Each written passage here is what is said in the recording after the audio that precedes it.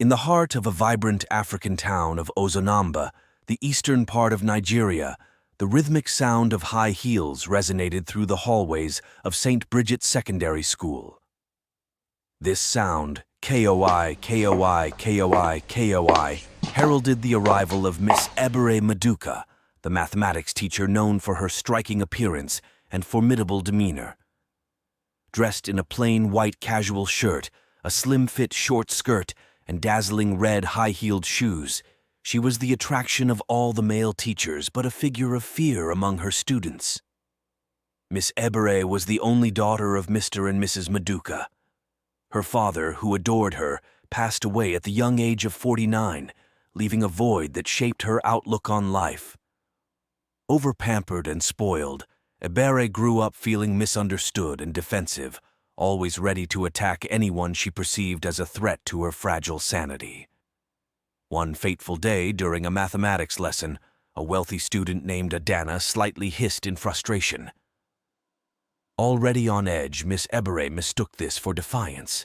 In a fit of rage, she swung her hand with calculated force, unintentionally striking Adana's face and causing a deep gash. Blood poured out as Adana cried out in pain. Adana's mother, Mrs. Okeke, was furious when she heard about the incident. The next day, she stormed into Saint Bridget Secondary School, determined to seek justice. She dragged Adana to the principal's office and then to Miss Ebere's classroom. "That is the wicked teacher who flogged me," cried Adana. With all her strength, Mrs. Okeke attacked Miss Ebere, striking her down and creating chaos throughout the school. Principal Mr. Timothy rushed to intervene, pleading with Mrs. Okeke to calm down. "Sack her, fire her, arrest her for child abuse," she demanded. To appease Mrs. Okeke, Principal Timothy had no choice but to relieve Miss Ebere of her duties. With tears streaming down her face, Miss Ebere fled to her car. Overwhelmed with anger and despair, she sped away recklessly.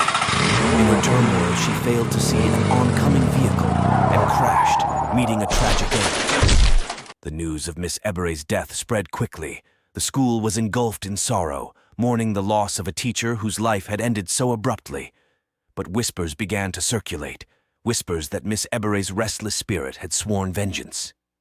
And so the story of Miss Ebere Maduka lives on, a poignant reminder of how pain, misunderstanding, and anger can echo through time, leaving a lasting imprint on the hearts and minds of those left behind.